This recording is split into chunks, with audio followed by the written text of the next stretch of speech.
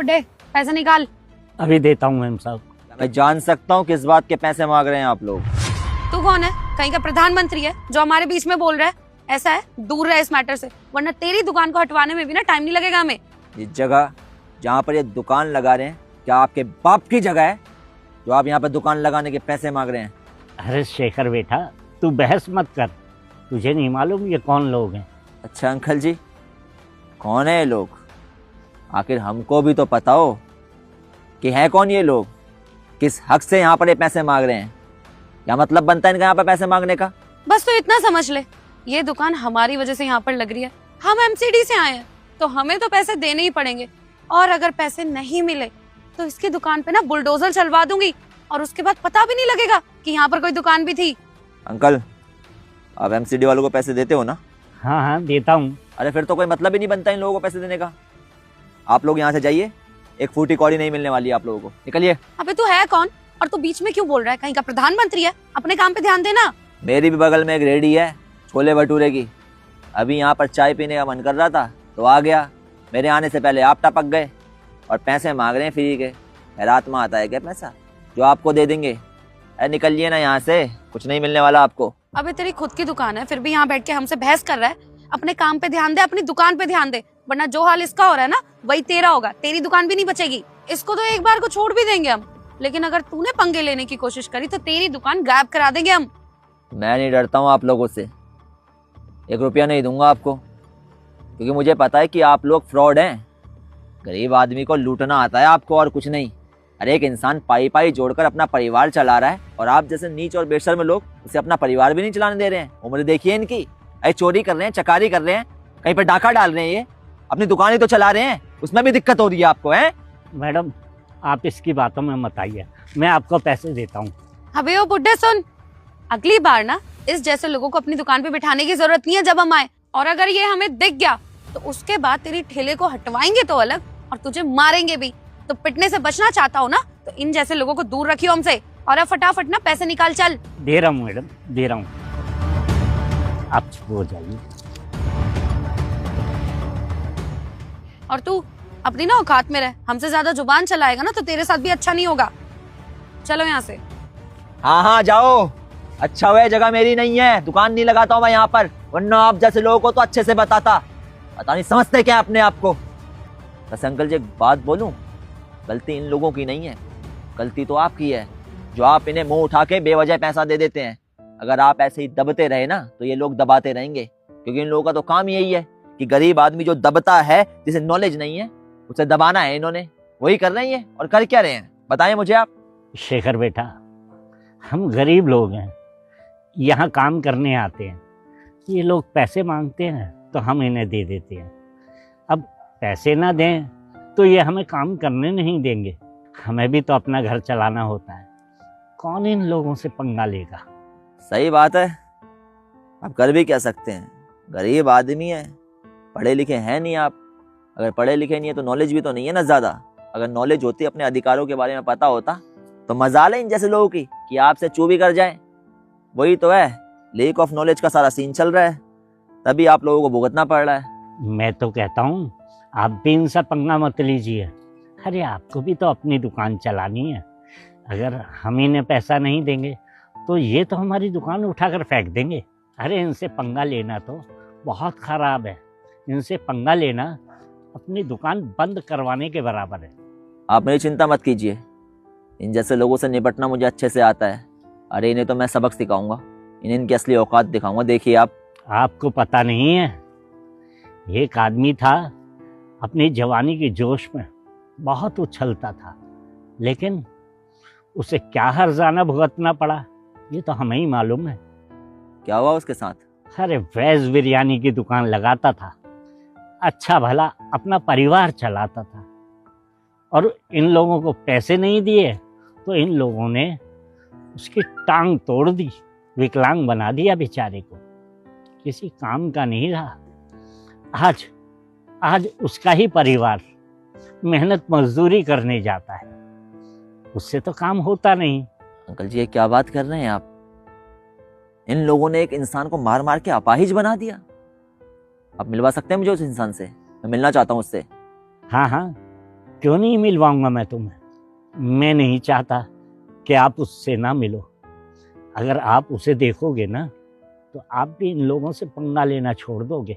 मुझे अभी ले चलिए, मैं मिलना चाहता हूँ उससे। चलो। देखो बेटा शेखर, ये है संदीप। और संदीप बेटा, कैसे हाल है? हाँ काका, ठीक हूँ। और दुकान ठीक चल रही है? हाँ बेटा, मैं तो दुकान लगा रहा हूँ, लेकिन ये बता तेरी दुकान लग रही है या नहीं? हाँ, छोटा भाई लगा रहा है, और सुनने में आ रहा है उसके पास फिर से आ रहे हैं पैसे मांगने लोग। भाई साहब, आप मुझे एक बात बताएं, जब वहाँ पर सभी लोग चुपचाप से पैसे दे रहे थे तो आपने चुपचाप पैसे क्यों नहीं दिए?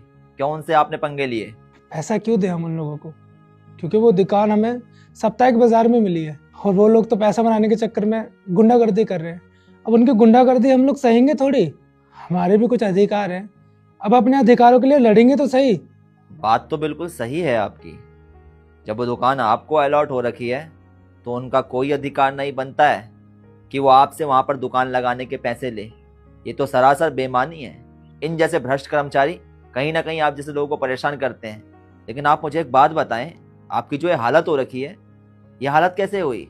पैसा मांगने आए थे और कोई आवाज़ उठा नहीं रहा था, इसलिए मैंने आवाज़ उठाई तो उन लोगों ने मेरा ये हाल कर दिया। कानूनी तौर से वो मेरा कुछ नहीं कर पाए, तो गैर कानूनी तौर से उन्होंने मेरा ये हाल कर दिया। मुझे अपाहिज बना दिया उन लोगों ने। अच्छा, सच कहूँ तो हुआ तो बहुत ज़्यादा गलत है आपके साथ। आप मुझे एक बात बताएं, आगे भी आप अपने हक के लिए ऐसे ही आवाज़ उठाते रहेंगे या फिर आप चुपचाप पैसे दे दिया करेंगे? उठाऊंगा, जरूर आवाज़ उठाऊंगा। जब तक इस शरीर में जान है ना, अपने अधिकारों के लिए लड़ूंगा जरूर, और उन लोगों को गलत करने नहीं दूंगा कुछ भी। मुझे चोट वगैरह सबसे बेकार है, लेकिन ऐसी घूसखोरी मैं कभी बर्दाश्त नहीं कर सकता। आप अकेले आवाज़ क्यों उठा रहे हैं? वहाँ पे इतने सारे लोग हैं, वो भी तो आवाज़ उठा सकते हैं। जब उनमें से किसी को नहीं पड़ी है आवाज़ उठाने की, तो फिर फालतू में क्यों उनके दुश्मन बन रहे हैं? वैसे भी आपको पता ही है, आवाज़ उठाने का अंजाम बहुत ज़्यादा बुरा है। आप पहले ही भुगत चुके हैं आवाज़ उठाने का अंजाम। ऐसे में दोबारा वही गलती करना किस हद तक सही है? क्यों करना चाहते हैं आप अपने साथ और भी ज़्यादा बुरा? क्यों उठाना चाहते हैं आप आवाज़? साहब, हक तो सबको ही मारा जा रहा है ना। अब कोई आवाज़ नहीं उठा रहा तो किसी को तो उठानी पड़ेगी, इसलिए उनकी जगह मैं आवाज़ उठा रहा हूँ। और शायद मेरी आवाज़ उठाने की वजह से उन लोगों की आँख खुल जाए और वो भी आवाज़ उठाने लगे, और फिर इन लोगों को समझ में आ जाएगा कि जो इनका नुकसान हो रहा है ना, इनकी आवाज़ उठाने से वो होने से बच जाएगा। सच कहूँ भाई साहब, बहुत ज़्यादा बहादुर हैं आप। अगर आप जैसे बहादुर लोग हमारे इस देश में हो जाए ना, तो गरीबों के खिलाफ अत्याचार होने ही बंद हो जाएंगे। अरे, गरीब आदमी पर अत्याचार इसीलिए होते हैं क्योंकि गरीब आदमी आवाज़ नहीं उठा पाता है। कई बार तो उसे नॉलेज ही नहीं होती है। लेकिन सच में आप बहुत से गरीब लोगों के लिए मिसाल हैं, और मैं दावे के साथ कह सकता हूँ आप अपनी ज़िंदगी में खूब तरक्की करेंगे। बाकी मेरा वादा रहा अब आपसे कि आज के बाद आपसे वहाँ पर कोई पैसे नहीं मांगेगा। क्यों? आपको बड़ा पता है कि वो पैसे नहीं मांगेंगे। इतने टाइम से तो पैसे मांग रहे हैं, तो ऐसा क्या हो जाएगा जो वो पैसे नहीं मांगेंगे? आप बस मेरी बात का भरोसा रखिए। मैं कह रहा हूँ ना आपसे कि आज के बाद आपसे वहाँ पर दुकान लगाने के कोई पैसे नहीं मांगेगा। समझ लीजिए कि अब से आपके अच्छे दिन शुरू हो गए हैं। अब तो खुशियाँ मनाने के दिन हैं, खुशियाँ मनाइए। अभी हम चलते हैं। अच्छा अंकल जी, चलें? चलो बेटा।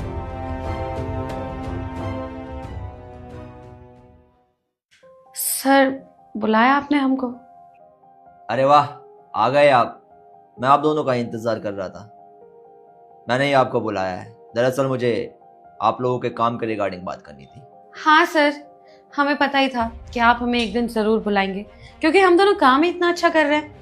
और वैसे भी ये बहुत बड़ी बात है, डीएम के ऑफिस से कॉल आना, पक्का हमारा प्रमोशन होने वाला होगा। सर, हमें पता है कि हम ईमानदार हैं, मेहनत से काम करते हैं, इसलिए तो आपने हमें बुलाया है। हाँ, काम तो आप बहुत अच्छे करते हैं, काबिल तारीफ काम है आपके। वैसे क्या मैं जान सकता हूँ कि आपके इन अच्छे अच्छे कामों में क्या क्या अच्छे काम शामिल हैं? सर, हम गरीब लोगों की हमेशा मदद करते हैं। कोई भी हमें नीडफुल दिखता है, हम उसकी मदद करते हुए चलते हैं। कभी भी किसी इंसान को परेशान नहीं करते हम। कोई भी रेडी वाला हो, कोई भी गरीब हो, कोई भी चाय वाला हो, हम किसी को परेशान नहीं करते हैं। उल्टा हम तो ढूंढते हैं हमेशा ऐसे लोगों को जिनके काम नहीं बन पा रहे हैं, कोई काम अटक रहा है, हम उनकी हेल्प करते हैं और उनके सारे काम करवा देते हैं। और सर, हम दोनों बहुत ईमानदार हैं, हम कभी भी किसी गरीब इंसान से घूस नहीं लेते हैं। क्या तुम दोनों सच बोल रहे हो? जी सर, बिल्कुल सच बोल रहे हैं।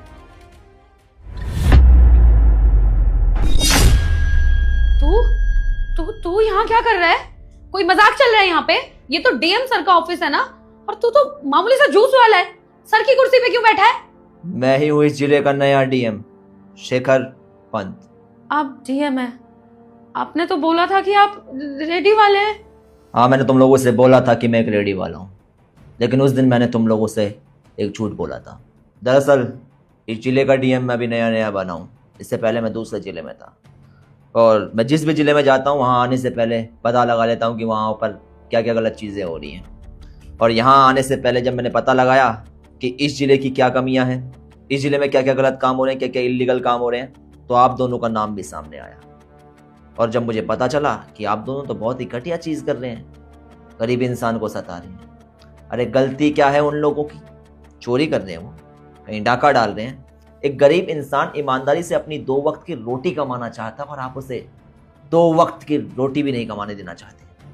उसकी मेहनत की कमाई में से पैसा लेते हैं उससे, और ये पैसा कोई ईमानदारी का नहीं होता है, घूस का पैसा होता है। आप लोगों को क्या लगता है कि ये घूस का पैसा फल जाएगा? नेवर। करप्ट लोगों को बेशक हमेशा ये चीज़ लगे कि जो घूस का पैसा मिल रहा है वो फलित होगा, फलेगा, लेकिन सच्चाई तो ये है कि वो पैसा कभी नहीं फलता। जीवन में हालात इतने बुरे तक आ जाते हैं कि इंसान अपनी मृत्यु की दुआएं करता है, सोचता है कि अब इस जिंदगी से कैसे छुटकारा मिले। और आप लोगों के साथ भी वैसा ही होने वाला है, क्योंकि जिस तरह के आप लोगों ने काम करे हैं ना, उन कामों में बद्दुआएं शामिल हैं, और बद्दुआओं से कभी किसी का भला नहीं होता है, आप लोगों का भी। मेरे जो शब्द हैं वो दिमाग में गांठ बांध के रख लेना, आपके बहुत काम आएंगे। और हाँ, अब मैंने ठान लिया है कि अब आप लोगों के ऊपर लगेंगे करप्शन के चार्जेस, और आप लोग जाएंगे सीधा सलाखों के पीछे, टर्मिनेट होंगे अपनी पोस्ट से, वो अलग। अब जेल जाने के लिए तैयार रहना, और इस सरकारी जॉब से भी अब आप लोग हाथ धोने वाले हो। सर प्लीज हमें मौका दे दीजिए, हमसे बहुत बड़ी गलती होगी, आज के बाद ऐसा कभी नहीं होगा। सर एक बार हमारी बात तो सुनिए, हमें भी समझाने का मौका दीजिए। यहाँ पर खड़े होकर आप लोग अपना भी टाइम वेस्ट कर रहे हैं और मेरा भी टाइम वेस्ट कर रहे हैं। बाहर बहुत से ऐसे लोग कतार में लगे पड़े हैं जिनके लीगल काम मेरे को करवाने हैं। So please don't waste my time, get lost.